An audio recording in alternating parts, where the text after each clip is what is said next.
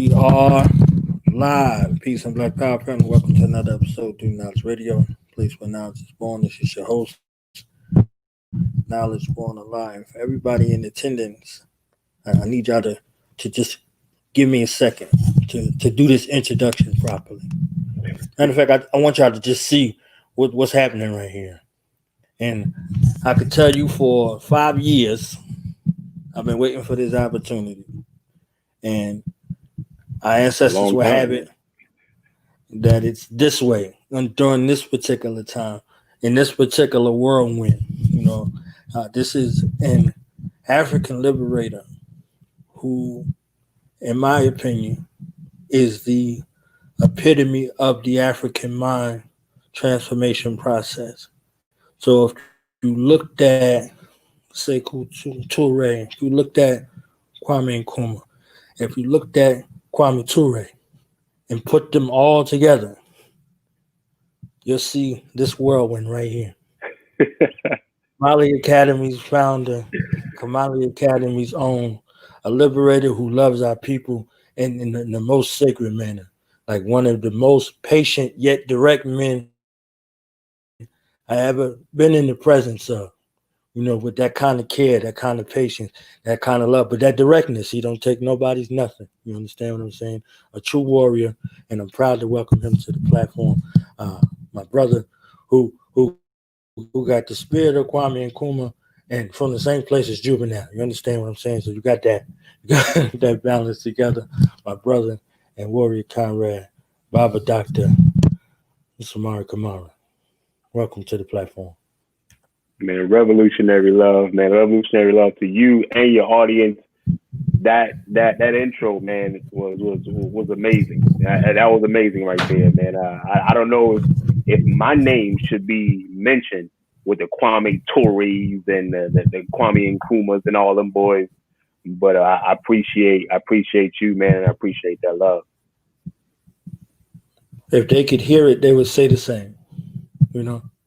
When I'm pretty sure when it was said in their presence, they had the same kind of response. That's how you know it's fitting for you.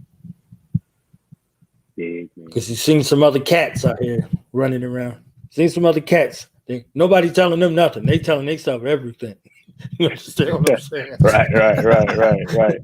They don't need no help. They already named themselves. Right. They don't name themselves. But I seen the toil. I seen the transformation, and I saw. If you look and remember, Kwame Nkrumah came to the Americas and came back with that renewed understanding to do his work. Stokely Carmichael was in America, and he went to Africa to further his work. You see what I'm saying? Mm-hmm. So this is the best of both worlds, and you come from a place where Huey Newton came from, where the Deacons for Defense and Justice came from, in that same spirit, in that same vein. So, I mean, it's in the roots, the most African place in outside of the continent in Brazil, in the Americas, home of the second line. No doubt, man. Absolutely, man. Absolutely. I mean, Kwame Toure reading his Ready for Revolution, that Bible, those pages are very, very slim, man. But reading that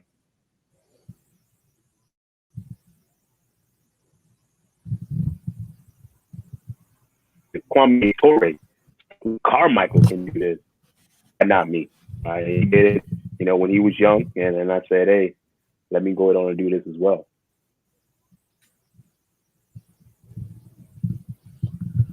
I need to know the story of Kamali Academy.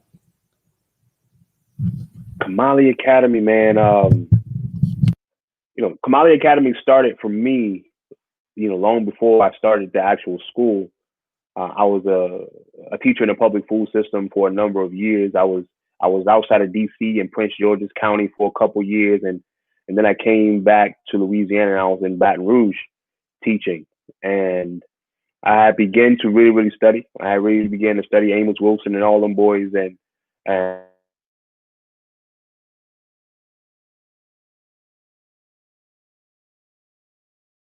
ranks within the system, and so I ran for school board.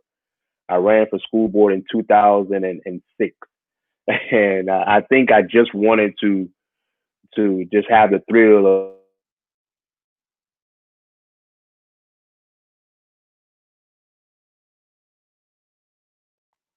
event. I was walking around in a part of Baton Rouge, and I saw this older lady sitting on her porch, and I asked her, "Can I come up and talk to her?" And she said, "Sure, come on up." And so we talked, for about 2 hours about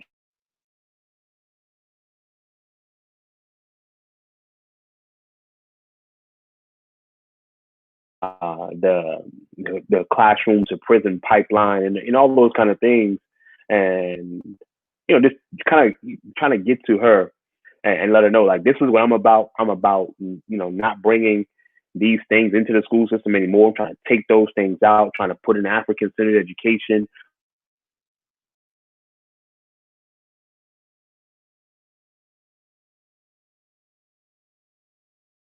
I like you, young man. You got good talk. I'm 25 years old at the time.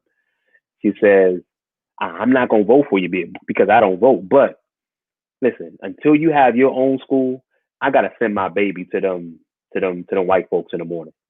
Until you have your own school, I got to send my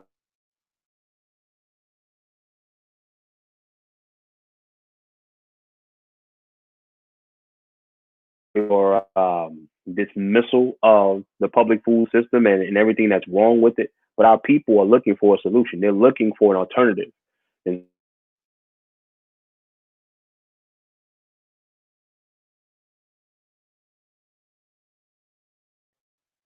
is my feed okay? My connection okay? It's kind of pausing in between. I thought it was on my end, so I'm just waiting for it to clear up. All right, let's see. Let me see if I can do something on my end real quick. How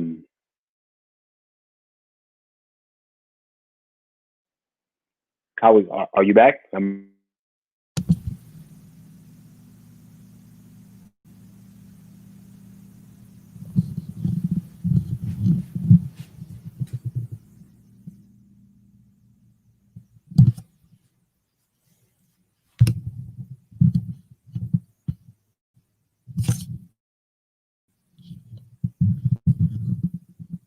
You froze over here.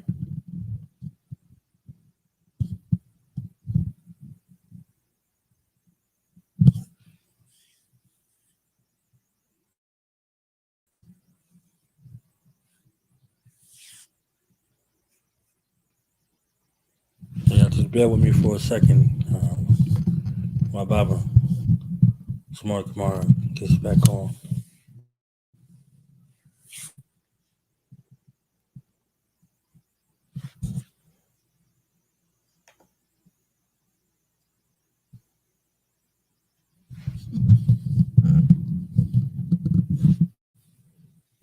Now again, Yeah, you had froze for a second at the end. okay, am I all right? So as I was saying, man, I mean, our people were looking for, an alternative. So that's 2006. I vowed to myself at that time. I didn't win the election for school board. I had just changed my name to Samori Sekou Kamara, from my European name, and and I was an independent on the ballot, and I wasn't a Democrat or a Republican. I would have put the Black Panther Party for self-defense if I could. So they wasn't about to give the school board to some dude named Samori Kamara from wherever he was from. You know what I'm saying? But I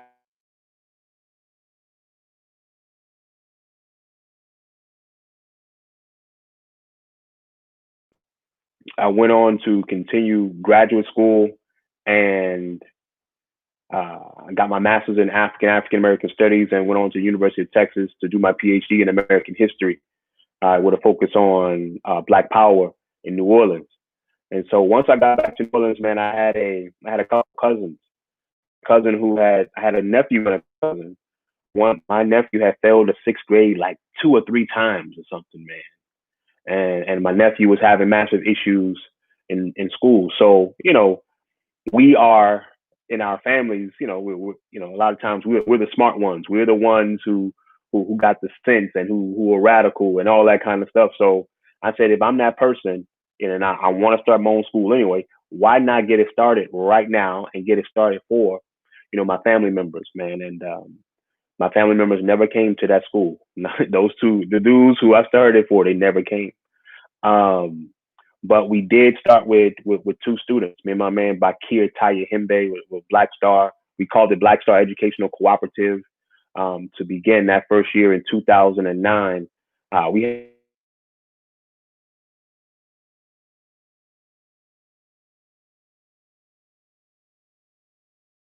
He had failed, the sixth grade twice as well, and his mom was like, get him ready for ninth grade. So we had to teach him the stuff that he didn't get in sixth grade, the stuff he didn't get in seventh grade, the stuff he didn't get in eighth grade, and get him.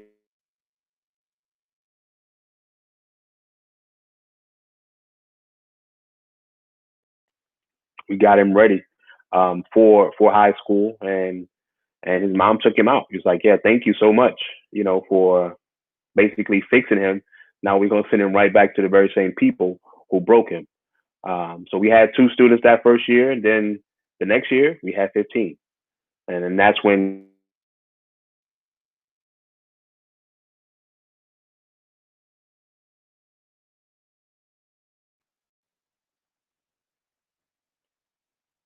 you still with me, brother? I'm here.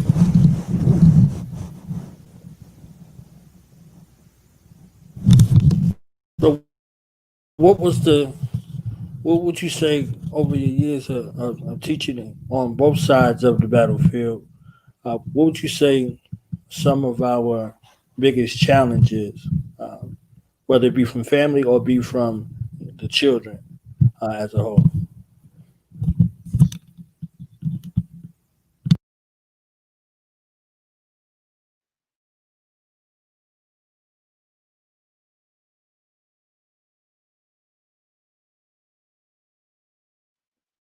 We're seeking other people's validation. We want them to validate us. We want them to approve us.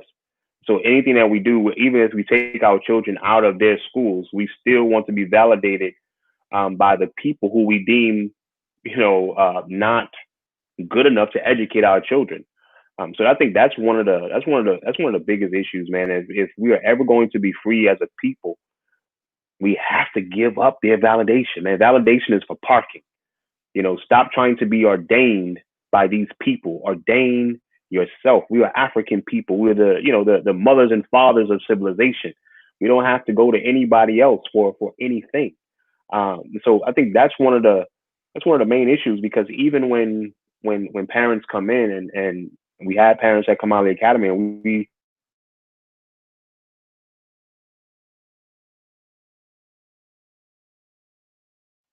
you guys have done a great job, we're sending them back, or we're sending her back to the very same people again that broke her or him in the first place. I think that's one of the biggest issues, man. And even when you talk about in Africa,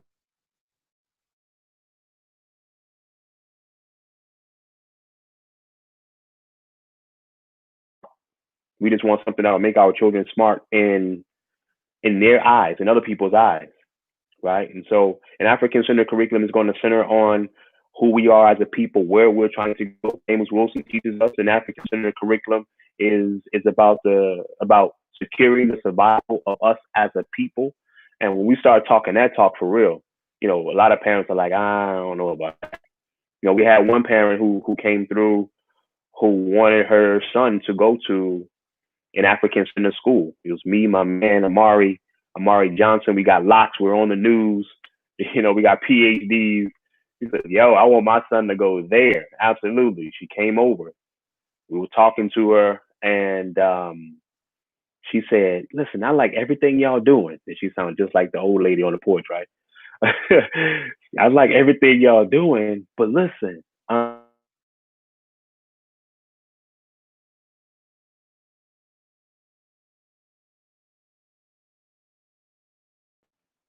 said,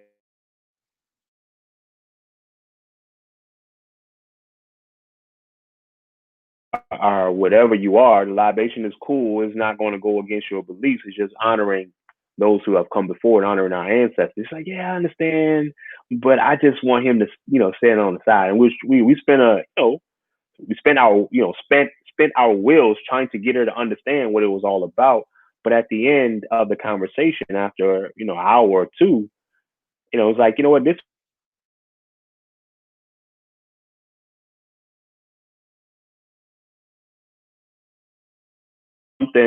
something that is so vital to any kind of African institution, then you're going to have a lot of issues with some other stuff. And we're not going to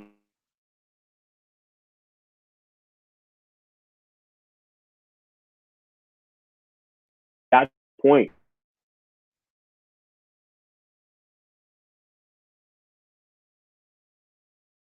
because we wanted them to understand that, listen, this is different. This is not going to be like the public school system that you're bringing your child from.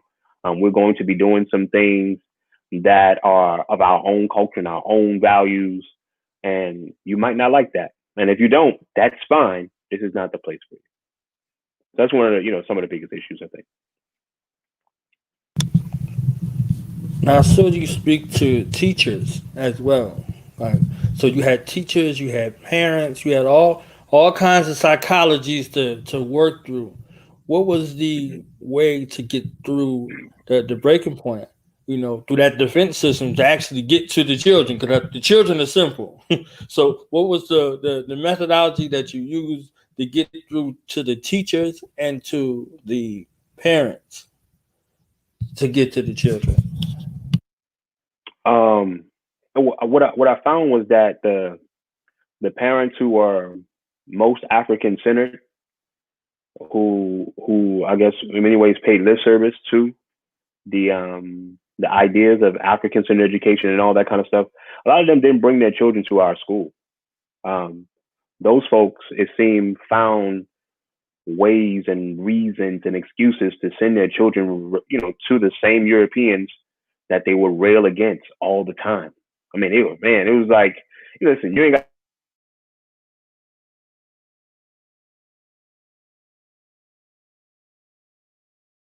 that very same place where you say is not the place for our people, and it's not the place for the mind of an African child.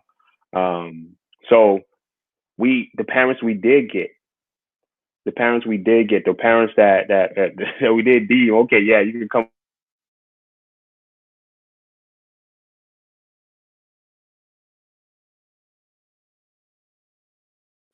We did have an issue when one parent might be on the same page and the other parent was like, I don't like that black stuff. And so we would always try to say, hey, brother, I know that you're down with this, but let's try to get sister on board. And a lot of times also it was like, sister, I know you're down with this, but let's try to get brother on board, because when you have that kind of dynamic within the home, or within the parental situation, man, it can be detrimental definitely to the child. Now, as you said, the children were pretty easy.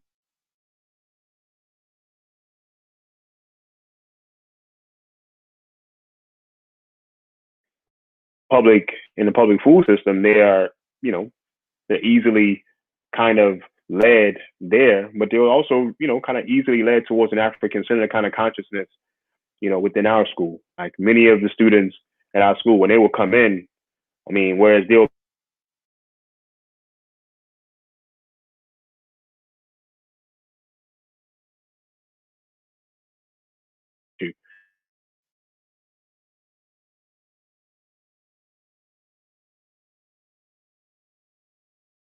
we also try to foster that with the parents as well, because if we are going to liberate ourselves, why not liberate your name as well?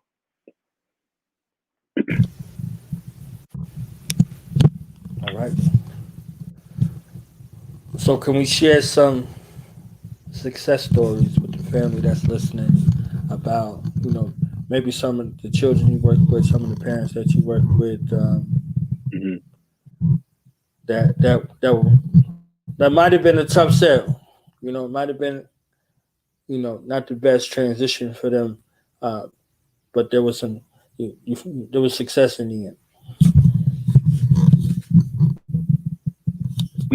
We had one young brother early on in the situation who, Brother Najee, he was at a school that where he was getting A's and B's, and he was successful, within that system. But he saw me speak about Kamali Academy, and he was going into the 11th grade. He saw me speak about Kamali Academy. His mom also, and they said even though he's doing okay in that particular system, maybe something will be better.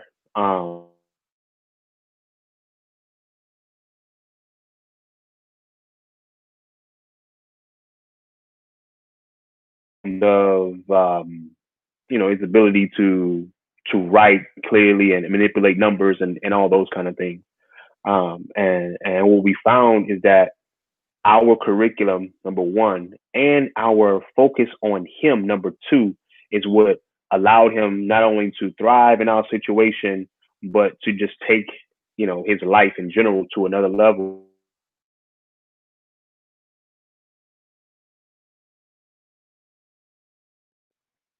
I think that's one of the best things that any parent can do for their children is to ask them, what do you want to do? Right. And then ask them, how can I help you do that? So he wanted to do video games. So I bought him a couple video game development books. And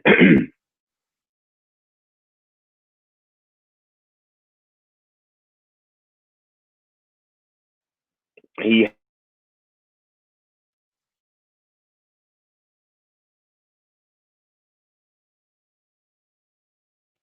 who were the main characters and just all of these things. And when he was able to do something that he was interested in, his writing flourished. He's like, wait, like this dude, quote unquote, was having issues with writing 5-paragraph essays but this dude is writing pages upon pages upon pages about, this world, this African world that he wanted to build in this particular game. So that right there for me kind of solidified my understanding that, if you want to know how fast a child can go, send them where they want to go. If you want to know how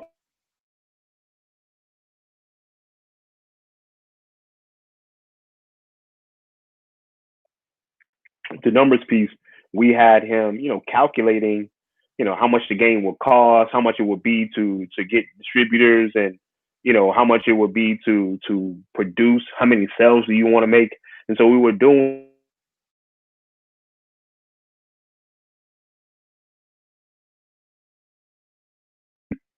manipulate manipulate numbers and communicate verbally as well as in the written form. So that situation right there, you grab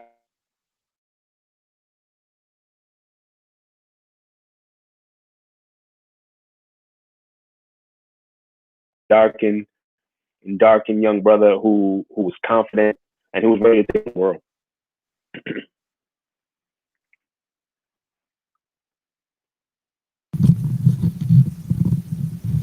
Okay. So now I want to ask you about Africa. I remember seeing the early videos. When you repatriated, and you would share things with us, and I would see you, giving us the common sense approach, the common sense that ain't so common anymore. Going into places and telling us to leave that European mind at home, and challenge yourself to learn the language.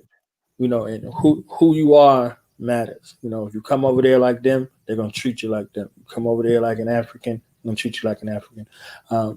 What are some of your greatest lessons learned from your journey thus far in repatriation that you could share?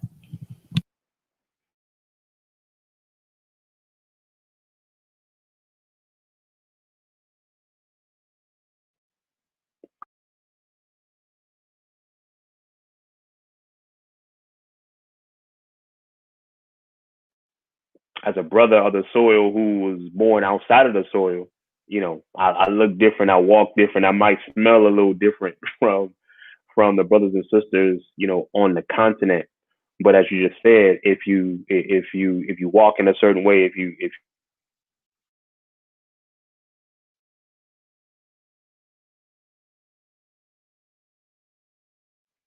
and so for me that was important, and that's been important for my daughter too, who has been going back and forth with me, to Ghana.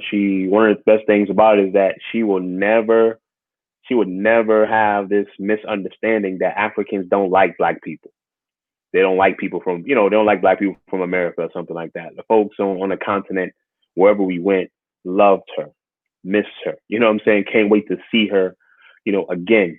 And so that's a beautiful thing. I would never have to, tell her that, no, that's not true. African people really love you. No, she knows all.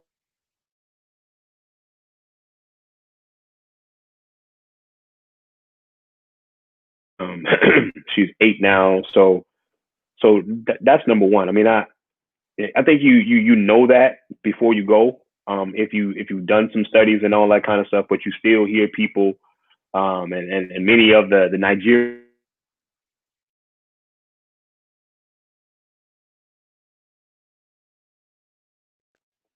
they might tell you a little something different because they've been so Eurocentric in their own mindset.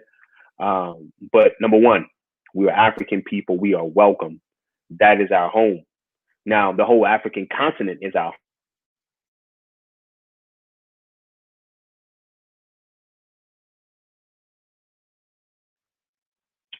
That little small piece of country that was created, in the Berlin Conference of 1884 is not all of who we are.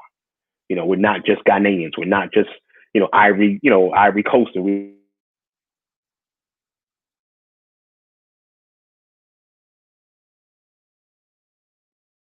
Africa.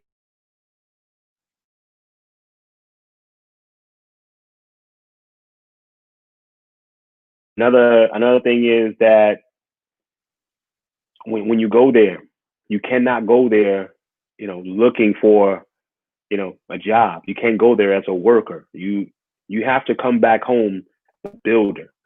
That's a builder of something. That's a builder of people, a builder of business, a builder of something. At the same time, you're still a companion walking, with the folks as well. But the reality is, we are going to bring some certain skills and talents, our own personal skills and talents that we can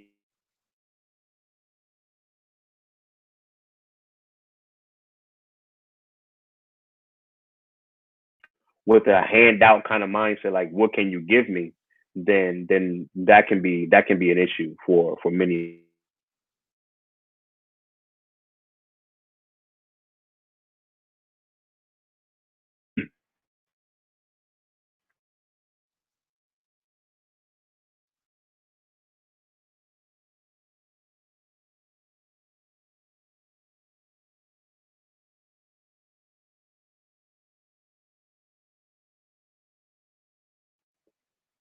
Hello, I'm good now.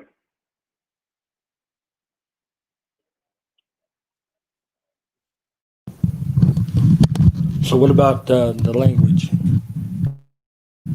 How easy or how difficult was it for you to pick up on the language?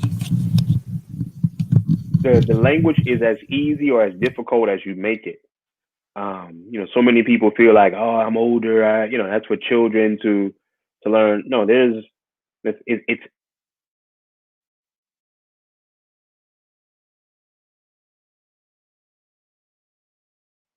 learning. The basics of a language is not hard at all. I mean, you have to practice. You have to be willing to look foolish. You're gonna, you have to be willing to sound foolish, and people will laugh at you when you try to say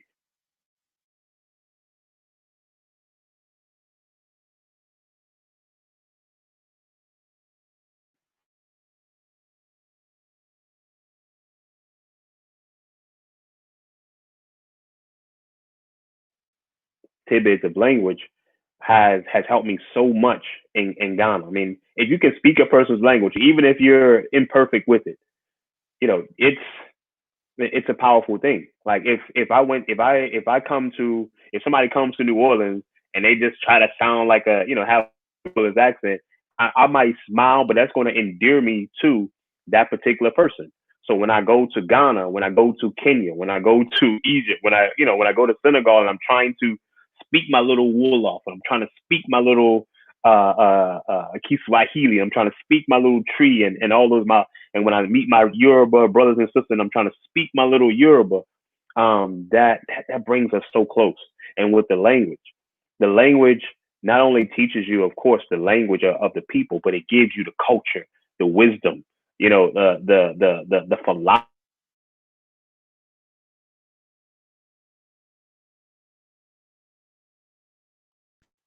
It's a different kind of thing, because this European language, this English language, is nothing but grunts and groans.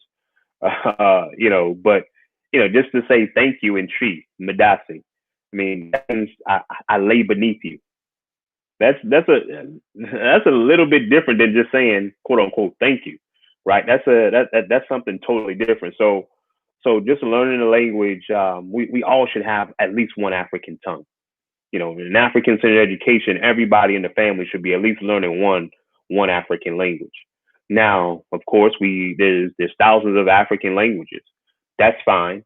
Learn one. You know what I'm saying? Learn how to say hello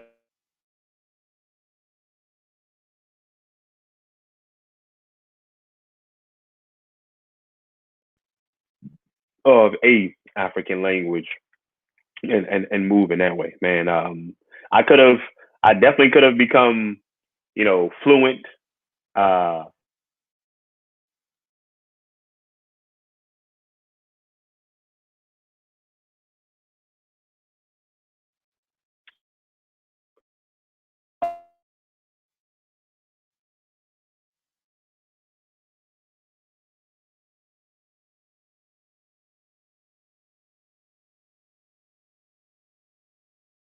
like the thing is cutting out bad, very bad. It's like going out every time. It's a little delay on my end, so I was trying to wait for it to catch up. But I'm getting everything. Being Okay. a little patient with it. So, but I'm getting everything. Um, so did you have a moment of culture shock? Culture shock. I wouldn't say culture shock, man. I had gone to Ghana twice before I moved there. I was a professor at Dillard University, and we took students there a couple spring breaks in a row to do like a kind of service learning kind of project, and I was the historian on the trip to help the students get a better understanding of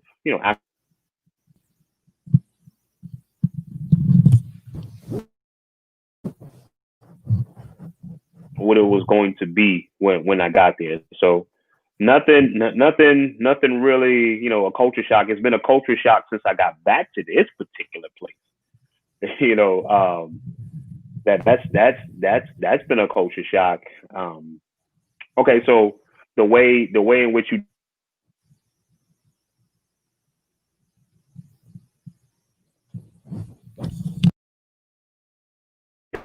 you can get fresh fruit wherever you want. The fact that you see African people, beautiful black people all over the place. I guess that was kind of a culture shock. Now when I think about it a little bit more,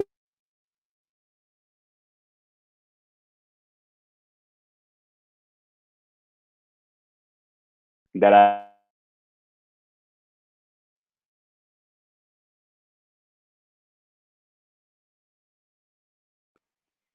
I'm on African soil was beautiful to me. Well, definitely beautiful to me. Um, the traffic is a culture shock. The place is not is it's not built for all the beautiful Africans that are within the small little areas that we be in sometimes. So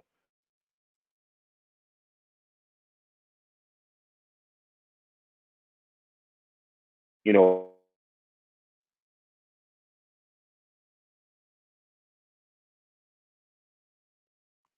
walking in the community with a machete and you wouldn't be scared because you know they probably about to go cut the grass or something. You know, when I was in Rwanda, you see some big guns, you know, the police have, but you don't feel necessarily unsafe, you know, in those kind of places. So not any big culture shock, man. I was ready for that move when I took it. So how did you kind of prepare outside of the other things? Like what are some of the things that people who are looking to repatriate or mulling over the idea, what's some of the things that they should take into consideration? Well, so for me, I before I made my final move, I used to read a lot.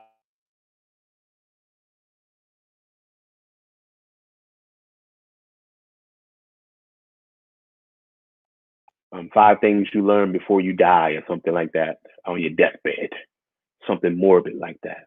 And one of the things they said was that, you know, when you get older and you know you're about to die, basically, you are more upset. You regret more the things that you didn't do than the things that you did do, right? And it asks a question: if you look back on your life and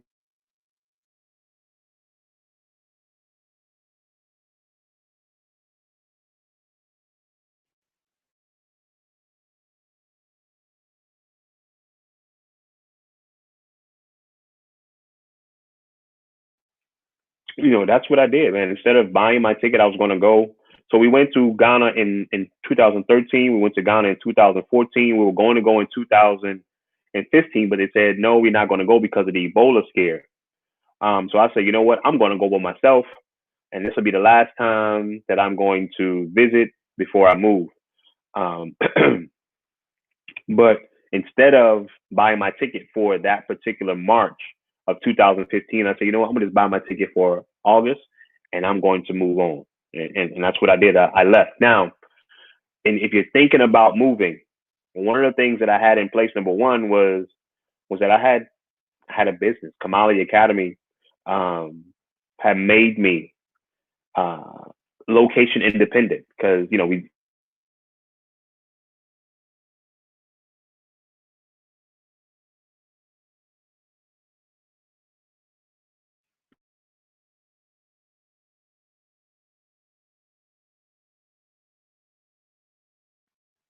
so you definitely want to have some kind of way to bring in income when you go, or have some, you know, a nice little chunk of change saved up until you are able to get your business up and running, or your thing up and running once you get on the other side.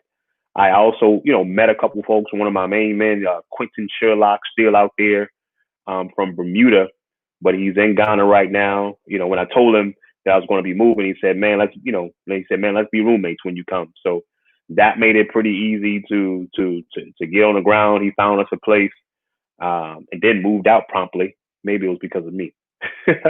Nah, he took a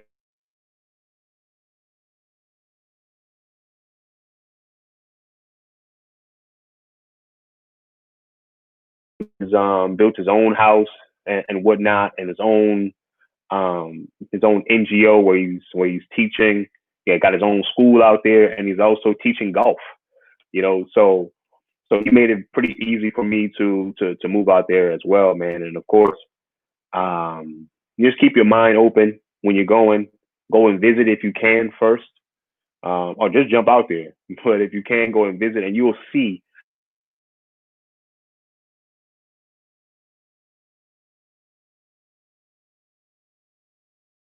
for you even before you move there permanently.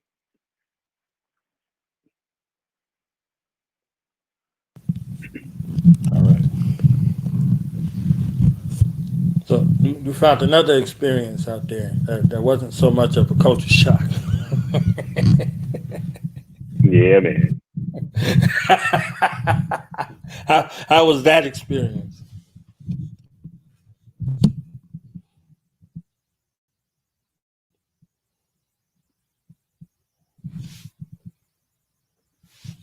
What experience? What experience are you talking about? Your queen?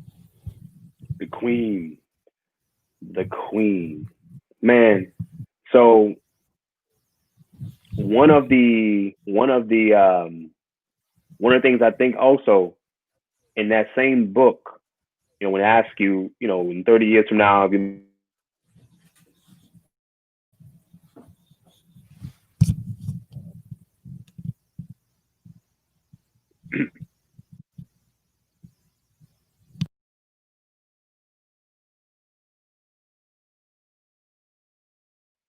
right, if you can live with the worst thing, go and do it. So when I asked myself, what's the best thing that can happen? I said, wow, I can move to Africa. I can set a great foundation for my daughter. And I can buy some land, build a house, and meet an African queen, marry her, and we live happily ever after type stuff, right? And that's what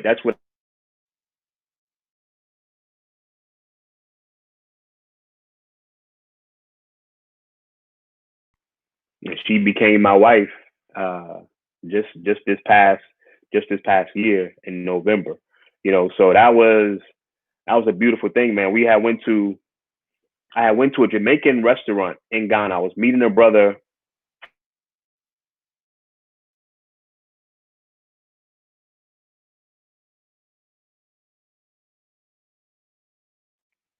We're rapping about education and whatnot.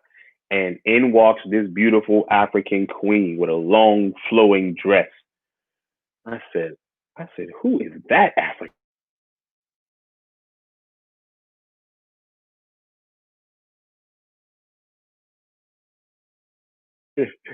But hold on one second, man. And my daughter was actually my wingman in that situation. I'm not a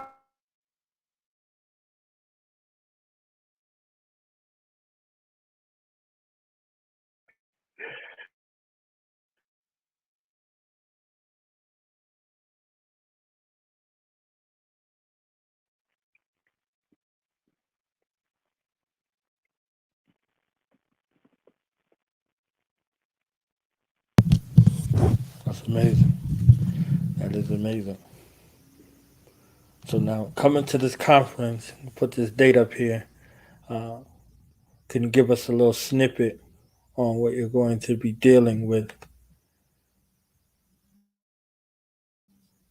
on the 15th, 2:15 p.m., 3:45 p.m. in the Black Room? and yeah, man, this is such a great event that you guys are putting together. When Brother Cootie Chagale asked me to be a part of it, I said absolutely, no doubt about it. Let's make it happen. 100 years in the whirlwind. I'll be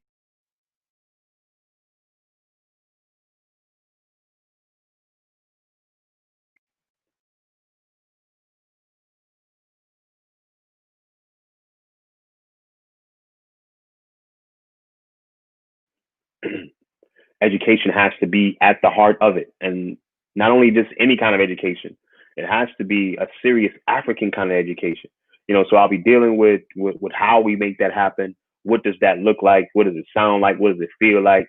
And what guidance Marcus, Mosiah, the Honorable Marcus Mosiah Garvey gave us, with his own life about what kind of education we should be giving ourselves as well as our children, because we see that Garvey was so erudite in terms of his own education. He was educated in many ways, right? And he did apprenticeships, which is very, very important, right? And it's something that we should definitely be going back to. And in many ways,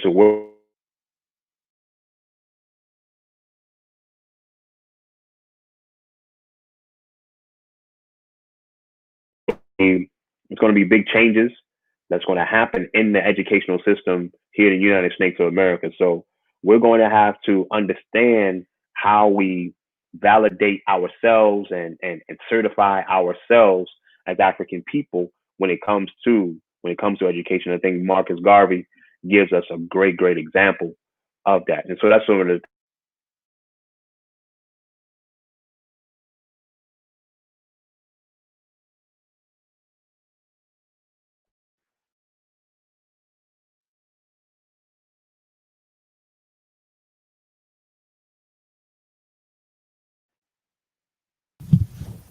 Yes, sir.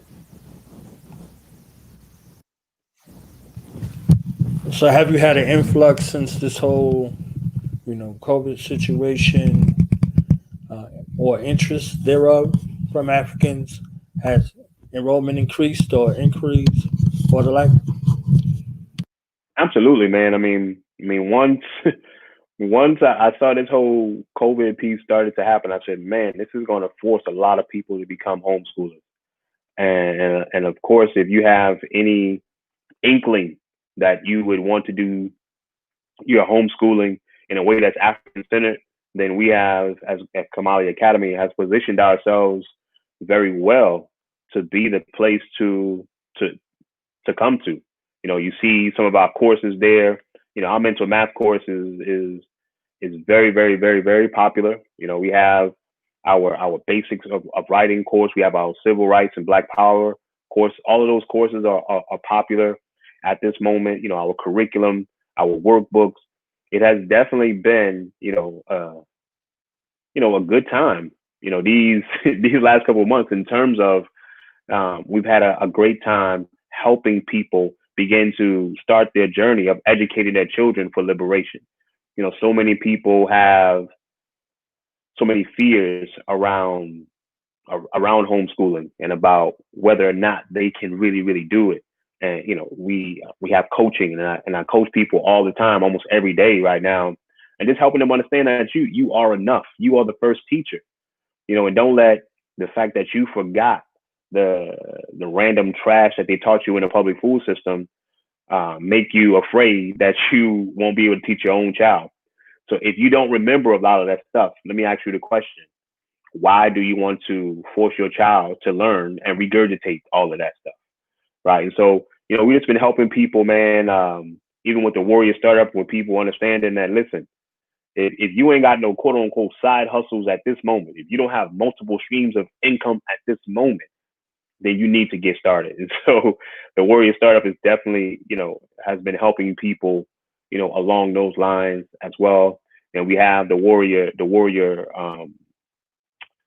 Teacher course that has been helping people get basically an education degree from an African-centered perspective in many ways. And so we have definitely had an influx of people come through, and we've been helping people on a daily basis, man. And it's a wonderful feeling, I tell you.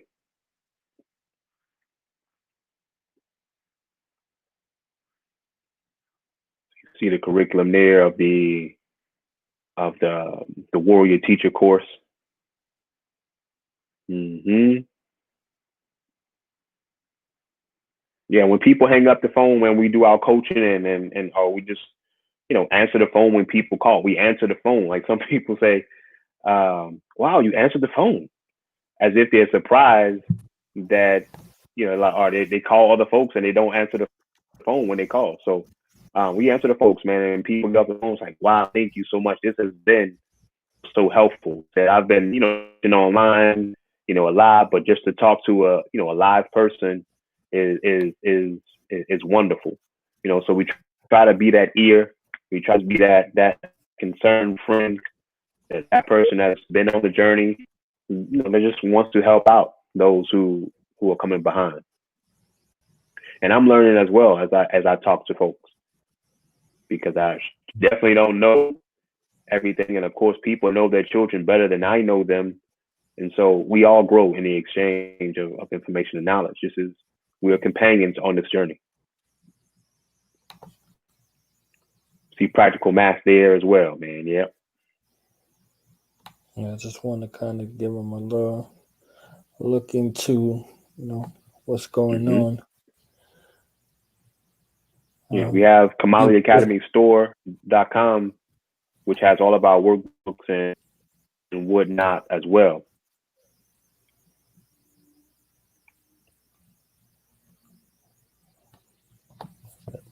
okay.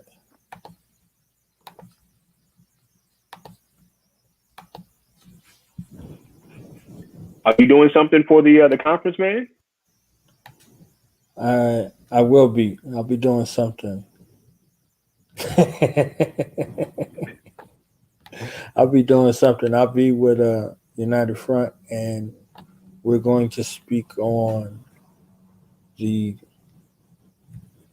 hip hop music and AIM spiritual and revolutionary difference. And I'm going to speak on the fundamentals of marksmanship as it relates to AIM. You know, African insurrection motion. They have African insurrection music. You have African insurrection movement. That being in motion, being in movement, and being able to fire on the move. That's advanced rifle marksmanship. Basic, you start from its base, and then you move that way. So, kind of tying that into your approach with your message. You aim, your point of aim, send a mass. You see what I'm saying? And all of those things, those fundamentals that you would use to learn how to shoot properly. Steady position, breathing, aiming, trigger squeeze. You need to be on point with your message in the same type of way. These are the things that you should be looking for when you're identifying, what these things that tie to you, because music has a resonance and a semblance, and our enemies know that. So they come to us rhythmically with music, and they use that music to hit their intended target. You see what I'm saying? So they're snipers with it. You understand? They got that dead eye shot because of the study and the patience. It's not just squeezing the trigger any kind of way. It's a kind of disciplined regimen, and it has to be the same thing over time. So you got the same point of aim, same sight picture.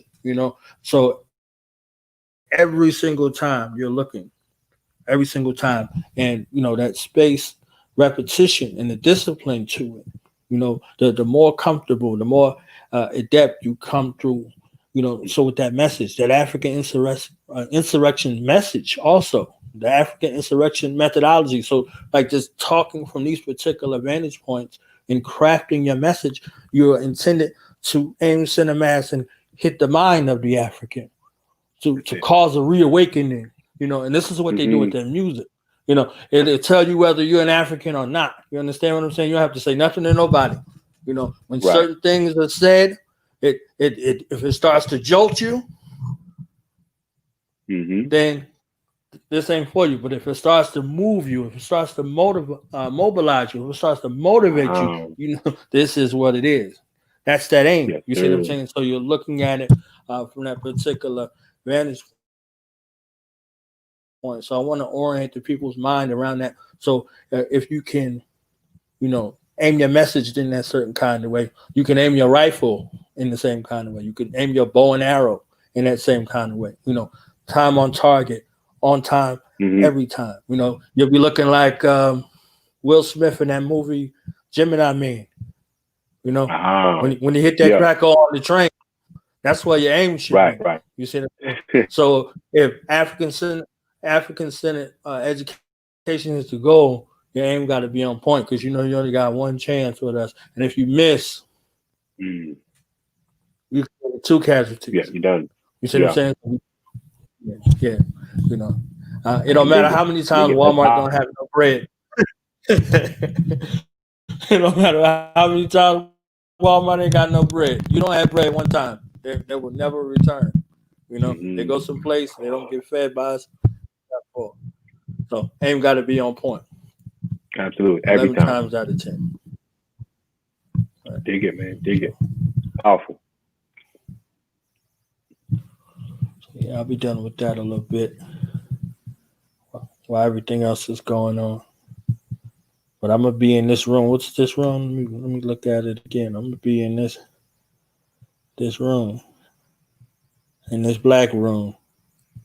I'll put it back up there again, so they know what's going on. I'm gonna be right there 2:15 and 3:45. Dig it. I had to get my schedule right, like everybody else. Like, up in there. So yeah, definitely. Well, I definitely thank you for your time, Baba. And before we go, I got to highlight the freshness that you got on. You understand what I'm saying? I hope you didn't think I was going to forget about the freshness. I was just saving the freshness, you know what I'm saying, for the last part, you know, to close it out fresh. So, you know, tell us about this clothing line and you know, how'd you get started and what was going on?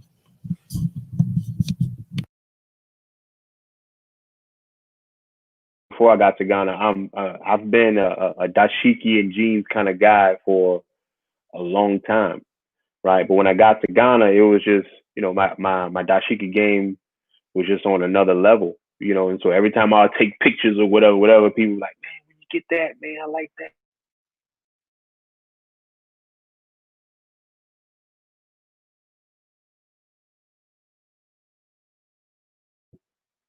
People would ask me all the time about my shirt. So I said, you know what, man, y'all like this?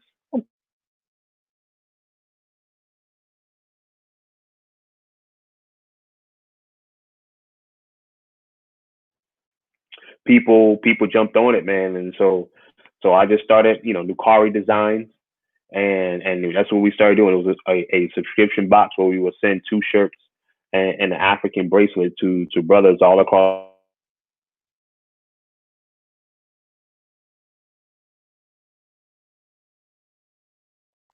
Kept growing, and when I met my wife, you know, I brought her in as a model, you know.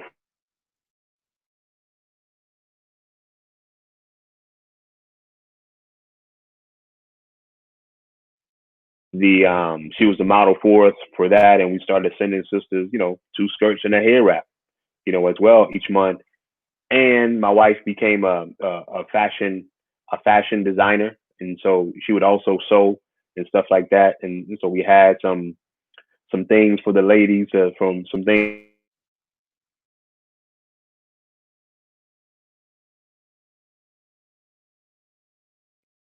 you know, since this COVID thing then hit or whatever.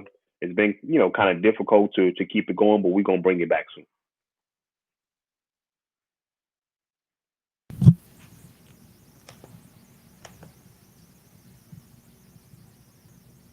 That's new car.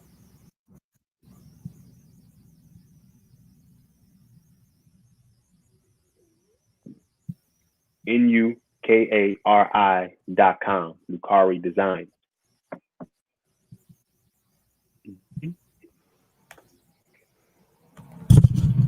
All right, Baba. How you said you had a couple of questions before we get Doc out of here. So, you know, you got the Peace and floor. black power, brother. Peace and black power, man. I just wanted to What's come up, on and brother? holler, man. You know, Dr. Samori, you know, the inspiration that you've been in my home. You know what I'm saying? The inspiration that you've helped me in the classroom. Because I believe I'm a little older, but I mean, don't get it twisted, man. I'm always, you know, going on your page, picking up different things, different tricks of the trade, man. Yeah. Taking them to the classroom with me, you know, using them here in the home, man. And I mean, believe it or not, you know, you've been a mainstay here.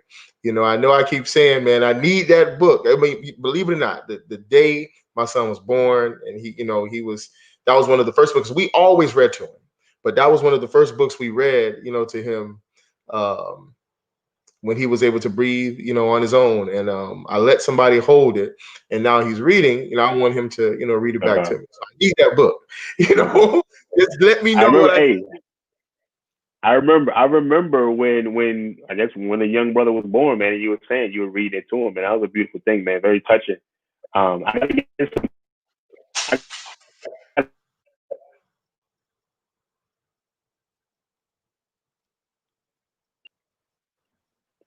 you heard me? Nah, them Gremlins are on us good, man. They on us good tonight. They knew this was gonna be thunder, so you know they tried to take away, you know. But I mean, you know, just one thing I want to say to you that I don't think that I said enough to everybody else is that at the end of the day, if you think that people aren't watching, if you think people aren't taking notes, you're 100% wrong. You know, there are people out here that you may not know, that you may not talk to on a regular basis. They're very appreciative of the work you're putting in. You know, and this, you know, this thing that we're coming together to do, and the collective work, you know, because I don't know if you remember that, you know, even back in the day, I was trying my best to figure out ways that we could bring you in for a university and different things, and we just, you know, the timing wasn't right. But I'm glad that we were able to get together now and do something that's of this caliber. You know, this is us writing history. And one thing I hope that we don't do is, I hope we don't, go off in our own little sects once this is done. And I keep saying it, to everybody I get an opportunity to come on with. I think that this is the beginning. I think that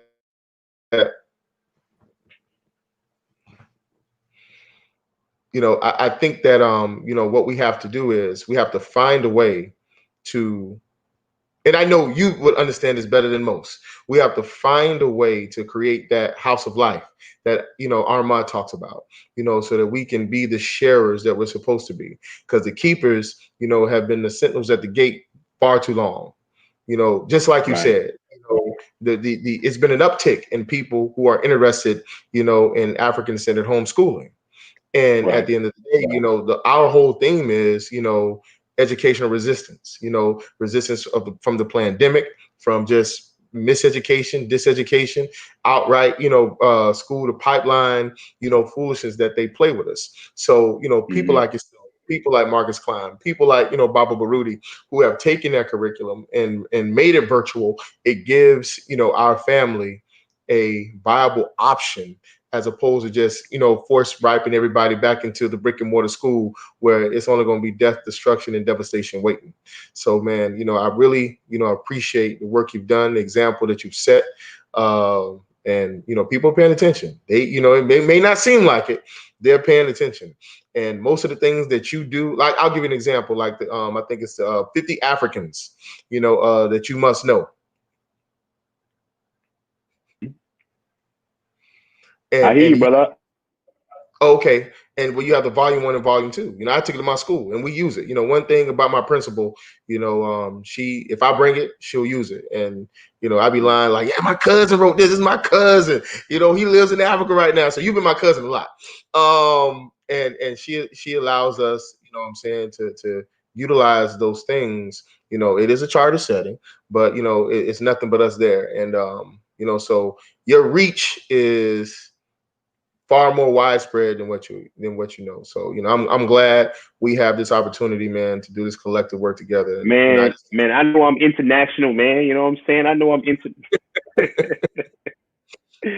Nah, man. No, man. Thank you, man, for thinking of me for this particular this conference, man. I know you hit me up very early on about it, and we have some heavy hitters from all walks of life in terms of African liberation, man. So I'm glad to be a part of it. Thank you for being a part of my journey, man. I'm glad to be a part of of your journey with your family and the schools that you work with, man. As you say, let's continue to be those sharers, and not.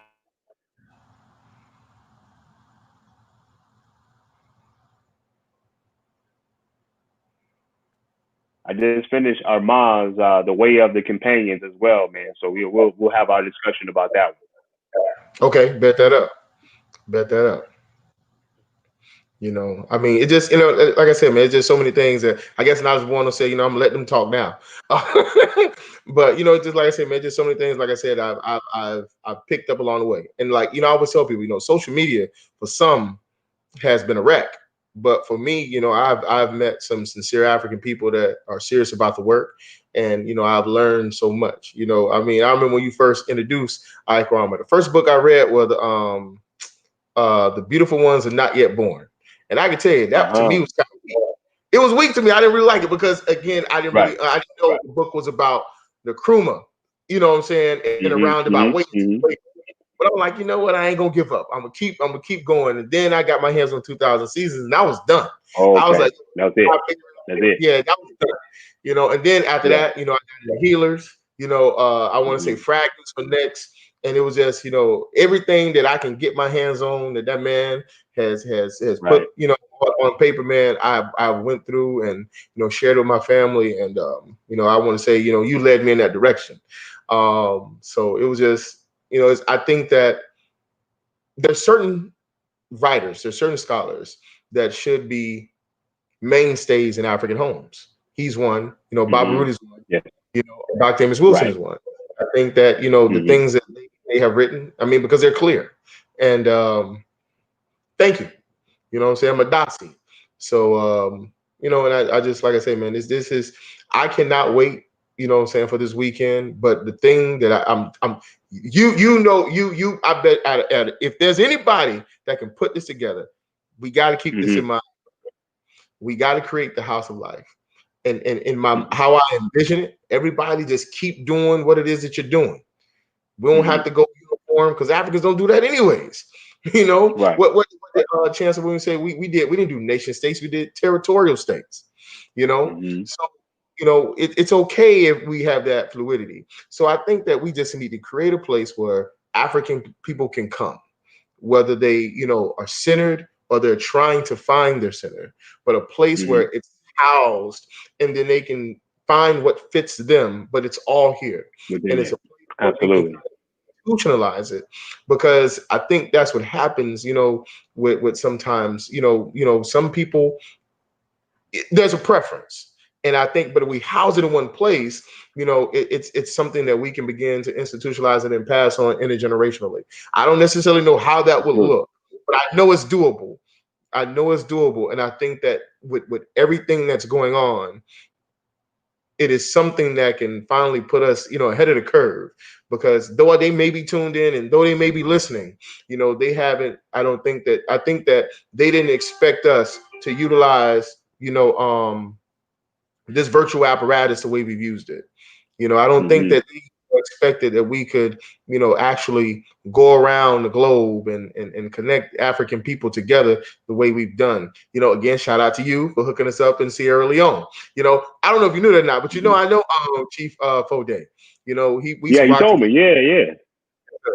So you know, like I said, man, these few degrees of separation, and you know, it's gonna be a beautiful thing. So keep that in mind, Dr. Samori, that house of life, we gotta recreate it. And I'm brother. You know, it's gonna be a beautiful thing, man. And I think that, you know, African people will be thankful for. They'll be thankful. Absolutely. And so brother, 1 second. So now let's go on. I appreciate you allow me to be a little groupie tonight. Apologize. Go ahead, brother. No, it's all good. It's all good. Hey, I'm a groupie too. I sent Bob a friend request 5 years ago. He still ain't accepted. You understand what I'm saying? No. So, you know, I don't believe that one, yo. I don't believe that one. That's funny, yo. Nah, man, but we got. If I showed it to you, yeah, you'd be like, "Oh, my bad, oversight." Well, that's you, man. My bad, man. I ain't know, man. My bad.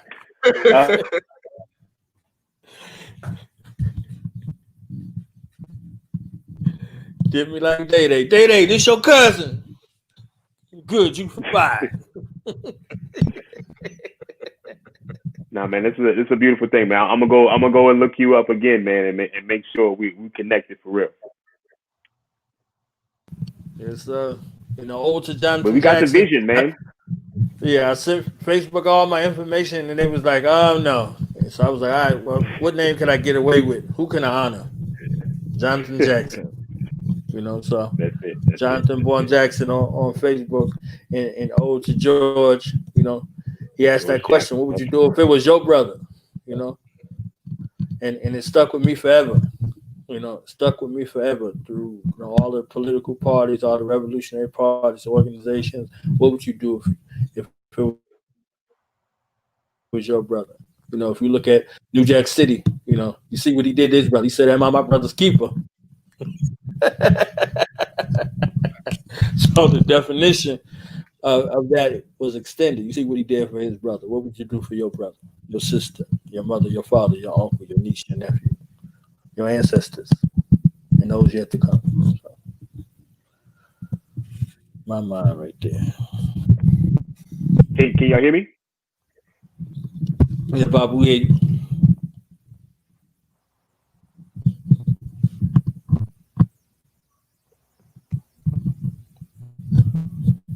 Yes, Bobby. So if you got any closing remarks before we get up out of here, acknowledgement, shout outs, anything you want to plug, anything you want to put our attention to, the floor is yours. Also, how people can reach you and book you, because I know you're still getting booked. No matter where you're at, you're getting booked.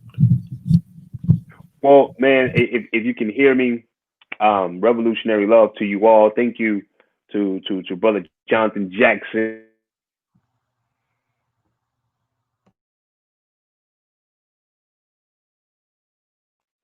I just again, if you need any help with homeschooling, Kamali Academy is here for you. KamaliAcademy.com, KamaliAcademyStore.com as well.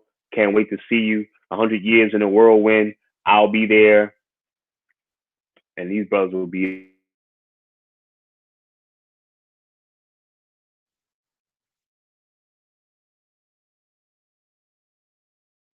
on booklet.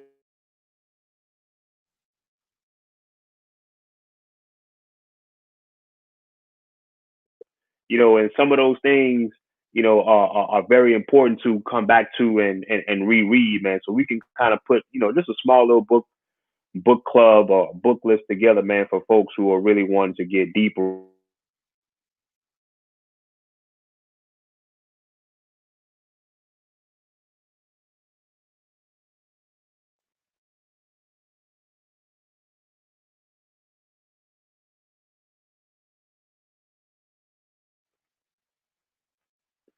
I'm good, fellas.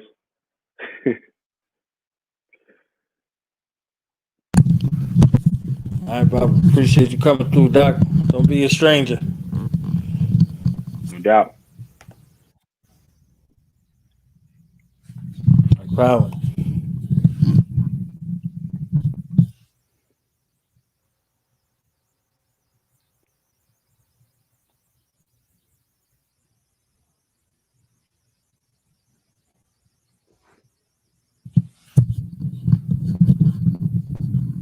You done roll with me this whole time, brother Alex. Okay? No. I missed 20. I missed 20 did. minutes. I missed 20 minutes. I went to eat. And by the time I came back, King Samir was gone. He only did like 26 minutes. Yeah. I posted. I'm like, where y'all at? And by the time he was gone. Yeah, he had somewhere to be. It was off the track. That's what I heard. I heard he was ethering jokers out there, man. You know. So I definitely was in the building though, man. This has been a beautiful ride. You know what we got to do, brother Knowledge Born? First of all, man, again, thank you very much for being a part of this. Thank you very much for taking on the responsibility of helping us, get this information out to the people. You cannot minimize, how you have helped spread the word of the 100 years in the whirlwind. And if anybody ever tries to minimize it, put them in my direction. And though I don't like put my hands on people, I'll probably have to slap the taste out of their mouth if they would be incorrect. But this is what we got to do. At some point, we got to get UF, up here on Do the Knowledge Radio with Knowledge Born Alive before this thing jumps off. So that's gonna be the next. You see I'm all in inbox. That's gonna be the next one we organize. Because the people gotta know UF gonna be in the building, man. And like I keep leaving, what I'm saying, for main man's, what I'm saying, right arm out. And I can't do that. So and I know that's gonna be, a show where, it's really gonna bring the people in, and I know y'all gonna show that chemistry that y'all have that they're gonna expect, on that closing podcast on Sunday. So man, we definitely got to organize that, man. But I have loved the interviews. Just sitting back as a fan and getting acquainted with those people. And most of the, as you can see, most of the scholars I've had interaction with at some point. Most of the scholars that we brought in aren't new to me, because I saw value in these people 10, 15, years ago when I first got on social media. Like I was sharing, with the viewing audience, Baba Samori, man, though he's younger, he's been, though he's younger than me, he's been dropping jewels that, my wife and I have appreciated for a long time. The Barudis, we've been to their home. We've sat down in their home, and that to me, how Euros have their Camelot or whatever, their Wailing Wall, to be invited into that sacred space of theirs was very powerful, very meaningful. And it's something that I'll always remember, because everybody don't get that opportunity. So there's these Africans, that have come together. There has been, relationships, kind of budding, from a distance, at least for a decade, at least. Like I said, I met, me and Brother Bomani, physically met back in 2015 at the second Warriors Conference here in Tampa. And he and I, went and we picked up Baba Baruti from the airport, and just me and him just rapping. And I saw, what I'm saying, he was a down by law brother, and, solid as can be then, back in 2015. So, these relationships, I'm telling you, man, they have already, the seeds for them have already been, been laid. So now they're just budding, they're becoming full bloom. And maybe some African poison ivy that's going to leave others scratchy or itchy. So, this is a beautiful thing that has been years in the making. And, like I said earlier, the ancestors could have chosen anybody. They could have put us in touch with some other radio station, but Knowledge Born was the one that they moved in and through to say, hey, you come together, form this thing, and let it grow like it's supposed to grow, and let it go like it's supposed to go. So, the people that come in, I really believe, and being part of that warrior council that we had today, that's a beautiful thing. But one thing I know is 100 years in a whirlwind is that crown jewel. It is that thing that, it's going to be the culmination of the honoring of resistance, the celebration of the warriors. What did Umfu DC say? The warriors are the healers. So when you honor the warriors, you're honoring your healing.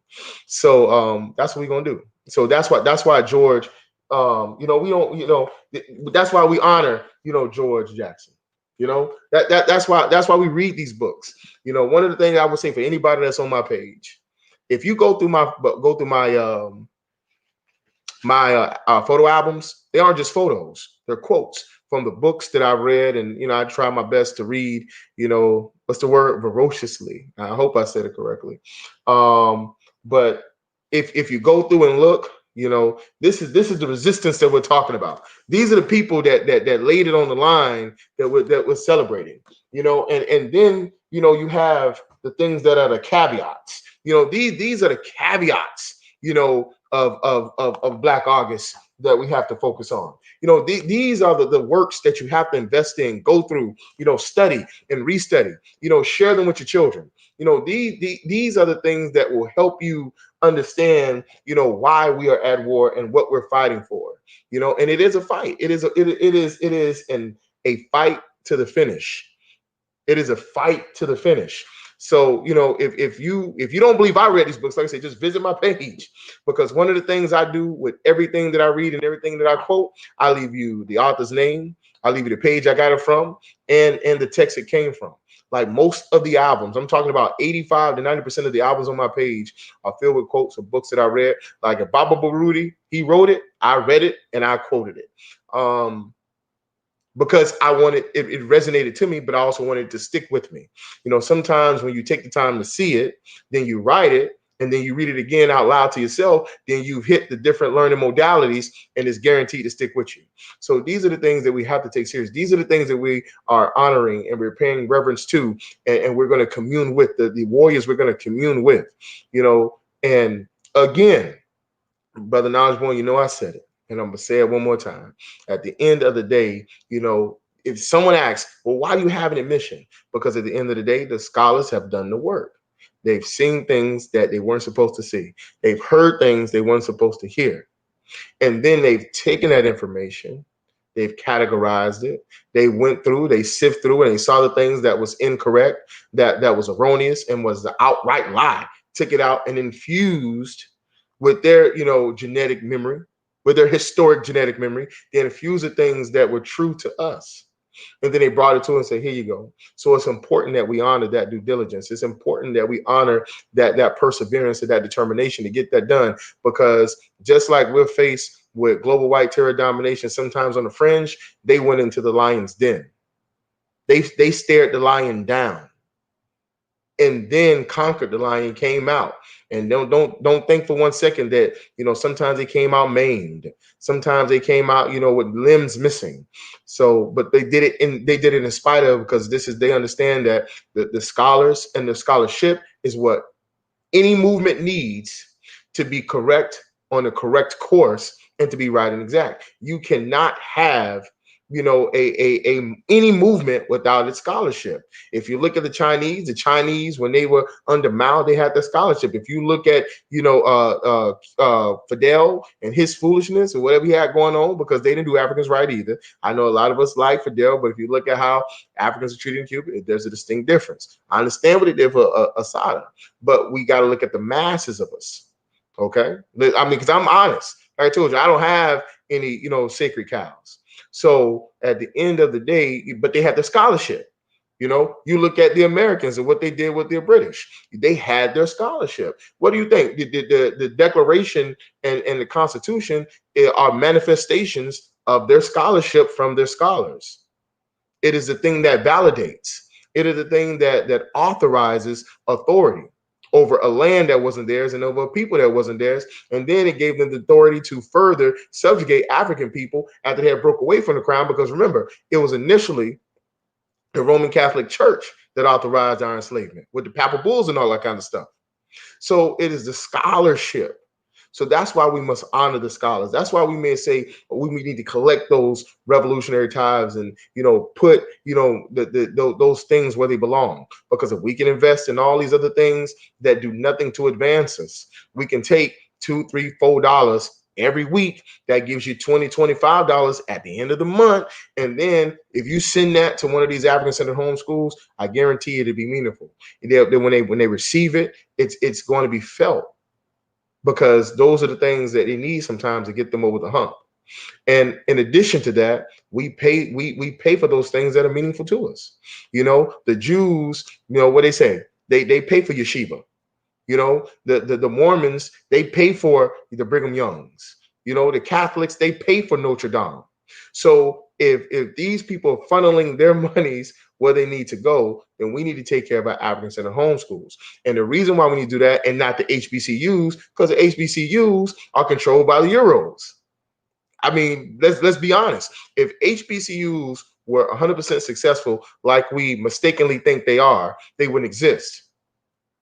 I don't know too many people, and I know a lot of people that went to HBCUs, fam right up the street, BCC that way. So, and I'm really pointing in the direction of where BC is from me. But at the end of the day, I guarantee you know tons of people who went to HBCUs and they've never heard of Dr. Amos Wilson. How can you take a psychology class and be African and not know Dr. Amos Wilson? How can you take a psychology class and not study Dr. Francis Cress Wilson? You know, these things are important, but these are the things that HBCUs are leaving out. So what has to happen? We have to make sure that we're getting the right and exact education at the grassroots level, so that when we go to any of these institutions, we understand we're going to acquire skill or acquire a specific craft. So, or we're getting a certificate so we can go do thus and so. So these are the things that we're honoring. These are the things that we are in the process of building, because every scholar that I'm talking to, as we, you know, get closer and closer to this event, it's like we cannot leave. We cannot sit here and just, you know, go our separate ways and do our separate thing. We have to use this platform for something greater. We can, and if somebody is not in agreement with that, that's fine. You go off and do your sectional thing, and we're not, you know, we still love you. But at the end of the day, we're trying to build something for African people around the globe. You know, this is I believe you began a conversation earlier this week with social theory. Social theory is how we relate, how we agree we're going to relate one to the other, with allies, enemies, so on and so forth. We know we ain't got no friends, we ain't got no allies right now. It's us we have to deal with. Well, this is the germinating factor that I believe that we can use, that can catapult us to where we need to be. You know, I hope that we haven't waited too late, because sometimes I think about it, Brother Knowledge Born, and I say to myself, damn, are we to the point where if we get to the point where we fight to the last man and it's one European left, I know for a fact he'll push that button, because he's not. I mean, they would rather commit suicide as opposed to allow us to become the world powers. And that's just not me, you know, woofing. That is looking at the psychotic racial personality that Dr. Bobby E. Wright talks about. And what did he say? They know they're doing wrong because they know right from wrong. They just don't give a damn. So these are our enemies, and these are the ones that we have to, you know, understand that we're dealing with. But not only we're dealing with, the ones that we have to prepare our children to deal with. When we sit back and we don't teach our children, you know, information that's right and exact, because, oh, you know how some people say, oh, I'm not going to teach my baby this because I don't want my baby, you know, to be jumped on by this Euro or that Euro. Well, I mean, what about, you know, Emmett Till? Emmett Till wasn't necessarily centered. His mother, you know, wasn't someone who came from an environment that, you know, was about nationalism. You know, what about Trayvon Martin? Trayvon Martin, you know, parents, you know, weren't nationalists, you know, or centered or conscious. Tamir Rice, the list goes on and on. So it seems to me that most African people who are attacked, your Euros make the connection that they are not nationalists and they aren't, you know, connected to anything that centers them. So they're more primed for attack and ready for slaughter. You know, and it's like, these are the things that the scholars can make plain. And that's why it's resistance education. It's resistance of global white terror domination, i.e. racism, white supremacy. And we got to fight for it. We got to fight for it. We got to fight for it. It is a fight. It is nothing more, nothing less. If you don't believe it's a fight, you doing the wrong thing. And don't fuss at me, because your slideshow will be back up. Actually, I told somebody to put it back up yesterday, and they didn't put it back up. So we'll be back up. And I don't know what's taking them so long. I'm gonna call them when we get off this, you know, broadcast. But you know, it is you know, we got to teach our babies how to fight mentally. We got to teach our babies how to fight psychologically. We got to teach our babies how to fight spiritually. You know, we got to teach our babies how to fight physically. And if we leave any of those stones unturned, we're not putting our children in the best situation to be successful. So we definitely haven't secured the future of the yet unborn. So we have to be clear about what we're doing. You know, make no mistake about it. This is no half measures. This is not people who come around tiptoeing through the tulips, you know, pussyfooting around. You know, this warriors don't just come, you know, in manhood. Warriors come with womanhood as well. You know, I mean, there's a list of warrior mamas and sisters who put in that work, you know, harder than some brothers did. So, you know, all hands on deck. You know, let's move forward. If you still need to get that ticket for some reason, head over to www.dtc1.org. That is www.d as in David Walker, T as in Thomas Ancor, C as Colin Ferguson, and the number one.org. Get those tickets. You know, and I don't know if you see that or not, but if right there it says registration for DVD. Okay. We got something very special for those who purchase that link. We got something special for those who purchase that link. Cootie Chocolate gonna make sure you get your money's worth. I know for a fact that for something that has a price tag to it, this is probably the cheapest event. But some of the things, some of the souvenirs, so to speak, that are gonna come from 100 years in a whirlwind. I'm telling you, African family, I'm thinking about you. I'm thinking about how we can pass this along, you know, to our babies who aren't here, because they're gonna have to pick up that shield and that spear, because they have to continue to fight. They have to continue to fight. Peace and Black power. I love each and every one of you. Brother Knowledge Born, thank you for letting me come out here and run my mouth yet again. And hey, you know, get caught up. 100 years in the whirlwind. Get caught up. Brother Alex, I sincerely am thankful to you and your family, especially your queen and your children, for having the patience. Cause I'll be nudging, I'll be nudging. You understand what I'm saying? To make sure you're involved in this process and you see what's going on, and working behind the scenes, connecting everything. Like y'all say, okay, this is the hardest working man. Look, this is a caveat. This brother worked behind the scenes, making everything look effortless, making everything look flawless. Like, I'm glad I'm on this end and I'm not on the speaker end. You understand? You gotta have to deal with this African. This African got a relentless pursuit after you until the suspense is met. You understand what I'm saying? So I'm like, I at least do my part.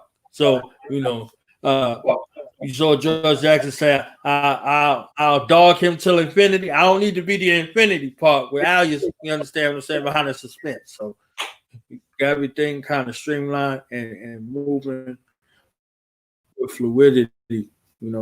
There's a large, I heard from these presenters from the African Coalition, some of the angst that come along with this. It looks flawless, but the work and everything that goes along with it to make it flawless, it takes a lot of work. Omawali Africa spoke about the team that you don't see. Like you saw him as a face, but he said there's 12 other Africans that's working on something that take 86 people to do. So, gotta look at and see that commitment and dedication. So the least I could do is facilitate a space on an African-centered program for African-centered scholars to come to. If they ain't African-centered, we'll see it. If they are African-centered, we'll see it. So it's here and it's available to you as a prelude to that whirlwind. It begins with the Nkoba Conference on over to African Independence Day 2020 Mile celebration, RBG Centennial, and 100 years in the whirlwind. Then the race first rally. Everybody in this coalition that we putting this on for, it involves you. It needs your help. It needs your steadfast participation. It needs your steadfast soliciting. So you and your sphere of influence, those people that's in your network, share with them. Let them know. Share these archives. They're here. Share them. Let them know. Get the word out. They say, well, who's that? Oh, check this out. Check that out. Subscribe here so you can stay in tune. Subscribe to 100 Years in the Whirlwind on IG. We'll start doing some things over there, some lives over there as well, too. So just so we can get that algorithm kind of set to, drawing attention to that place as well. So between here and there, a lot of things are going to be happening because I know for some reason that we're not getting everything. Some other stuff is inching up, and updates are happening, changes are happening, all kinds of stuff is happening daily. So, please stay in tune with us, and telling African to leverage this opportunity for an African insurrection to take place, for an African transformation to take place, for us to continue to ascend. We've been descending for far too long. It's time for us to continue this descent. If we are vigilant over not being failures, we must be equally as vigilant of what we're going to do in success. Because I don't want us to be in a mind frame that what we're striving for, our aims, our objectives are lofty or they're theoretical. These are practical. And this is one spear or string of evidence along the way to show you that it's practical, it's probable. We're making the impossible possible. So we have to put our proper aim together. One God, one aim, one destiny. African insurrection movement. African insurrection.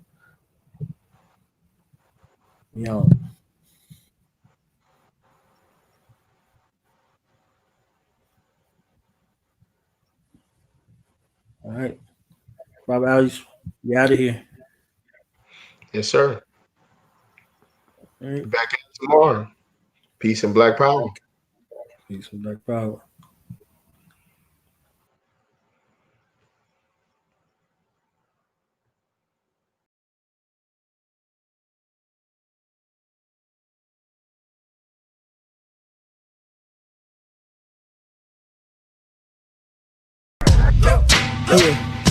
Yeah. Now we gonna tell them. Night in front. We tell them like this, yo. I'm an African. I'm a African. I'm a African. I'm a African. Yeah, y'all like that? No more. This man's mind is open. I'm an African. I'm a African.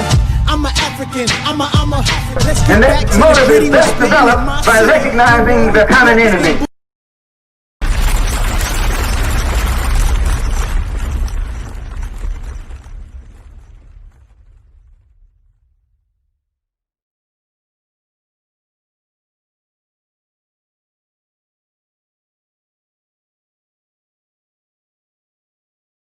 Knowledge bomb. What's the science, baby?